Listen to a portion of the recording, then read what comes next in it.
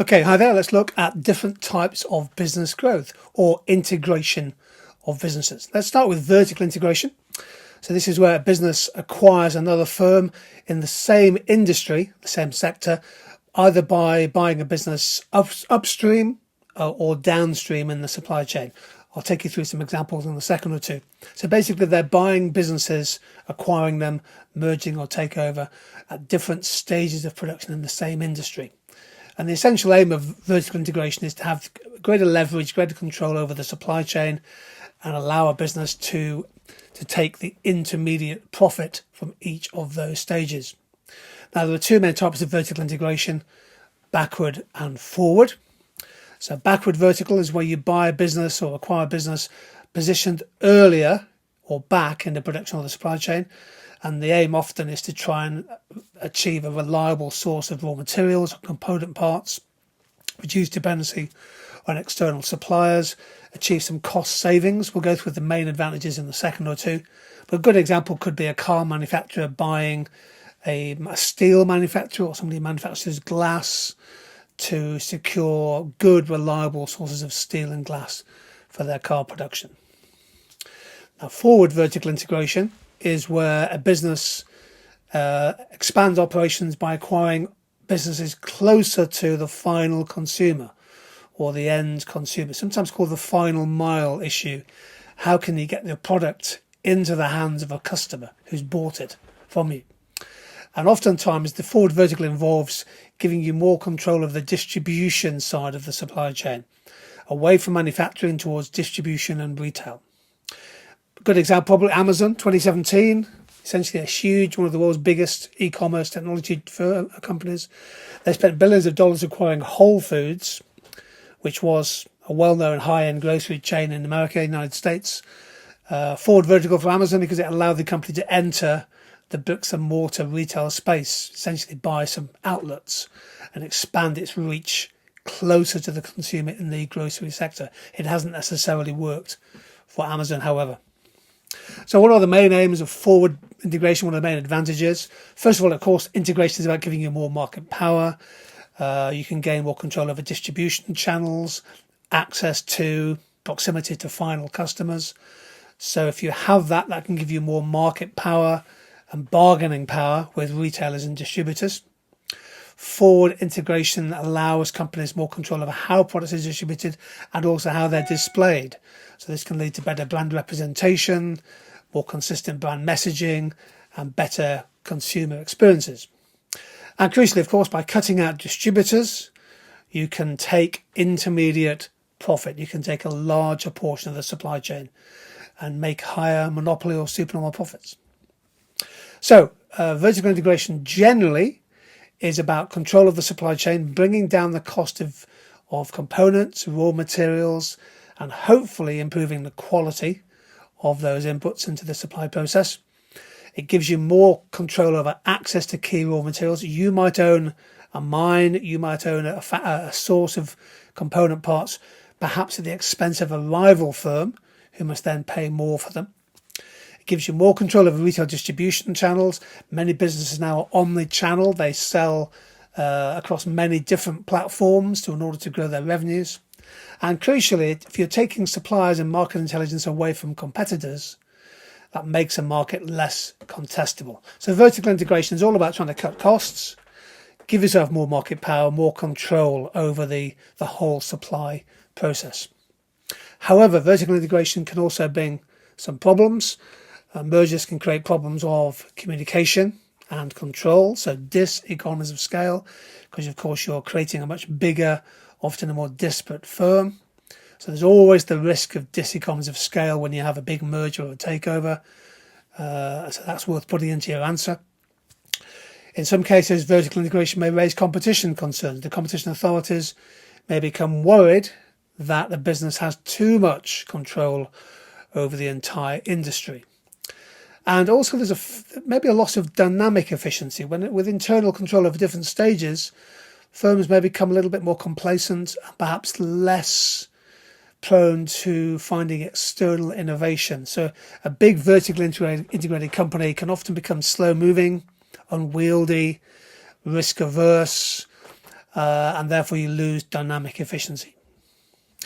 Horizontal integration is where firms join together at the same stage of production in the same industry. So Pret, for example, buying the Eat brand in 2019, just before the pandemic, they wanted to turn the Eat retail brand into Veggie Prets. Sports Direct made many acquisitions in recent times, often acquiring failing or flailing companies. They acquired Jack Wills in a horizontal merger. Barrick and Randgold merged to create the world's biggest miner. And a merger in the book industry. Waterston's bought Foyle's bookshop. They thought to help it give it more defence against the inexorable rise of Amazon. Here are some of the biggest cross-border merger and takeovers up to the end of January 2023. Far and away the biggest merger was the Vodafone management deal. That was right at the heart of the the first dot-com boom and bust in 1999-2000. The £200 billion takeover, which proved to be quite unsuccessful. Mergers in beer there, Anheuser-Busch buying SAB Miller, mergers in telecoms, Vodafone and AirTouch, in pharmaceuticals, InBev and Anheuser-Busch again, merger there in brewing, BP buying Amoco. So there's some big multi-billion dollar mergers there, most of which are horizontal. So it's between two businesses in the same industry at the same stage of production. So two car makers might merge, or two commercial banks might decide to become one, or two building societies might integrate. Just before the pandemic in 2019, the Walt Disney Corporation acquired 21st Century Fox's entertainment assets. So that was a big horizontal merger acquisition in the media and entertainment industry. One of the main advantages of horizontal integration, well, this is where you can bring diagrams into play. First of all, firms are looking to exploit economies of scale, which in theory brings down long and average cost and higher profits.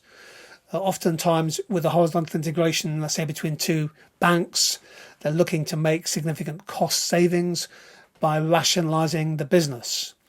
So they're trying to lift productivity, and you can avoid duplication of accounting departments in marketing and finance and HR, for example, through cost savings. Horizontal integration might be to create a wider range of products through diversification, economies of scope. Of course, crucially, it reduces competition by removing one or more key rivals. So that gives the firm more monopoly power and more pricing power. And if we contrast external growth with sort of organic growth of a business, acquiring a well-known brand can often be cheaper in the long run than organically growing a brand. And it obviously raises the barriers to entry for potential rivals. But although horizontal integration in theory has many advantages, you also need to be aware of some of the drawbacks. First of all, reduced flexibility. Again, the bigger the business, the more complex the enlarged firm, adding more workers, adding more process, more legal accountability and more red tape. Oftentimes, bigger firms are less nimble than smaller enterprises. So there could be a cost in terms of flexibility and reduced dynamic efficiency. Linked with that, of course, is the risk of diseconomies of scale, particularly, often in fact, if there are clashes of management style and corporate culture. The idea that two corporate businesses have the same objectives, the same strategies, the same ethos is often for the birds. Many mergers fail because businesses don't take into account or don't manage to marry two businesses successfully. And competition authorities, of course, are always on the alert when there's a horizontal merger, particularly if they think that a merger or a takeover might lead to a lessening of competition, higher prices, and a loss of consumer surplus and allocative efficiency. So a good example there is the proposed merger between Sainsbury's and Asda in 2019, again just before the pandemic. That was blocked by the Competition and Markets Authority on grounds of competition. Conglomerate integration is where two businesses merge or are acquired that have very different or diversified goods and services. So if we think about businesses like 3M in the USA, Siemens from Germany, Philips in Holland, these are businesses that have a very diverse range and platform of products. Samsung, it'll be known to you all, makes military hardware, builds apartments, ships, and it operates an amusement park. So Philips, the Tata Group from India, South Korea's Samsung, 3M, General Electric and Siemens, these are really good examples of conglomerate businesses with a very diversified range of different goods and services. And here are the biggest conglomerates in the world in 2022. This was the value market capitalization as of the summer of 2022. The biggest in the world is the Reliance Industries from India, which will be well known to you if you study globalization. And businesses in there like SoftBank from Japan, Mitsubishi from Japan, Hitachi from Japan. You're getting a feel for this. And Wesfarmers in Australia. So conglomerates basically have grown like Topsy. They add different disparate elements to a portfolio of goods and services. There we go. That was my quick look at how businesses grow. Thanks for joining in. See you sometime soon.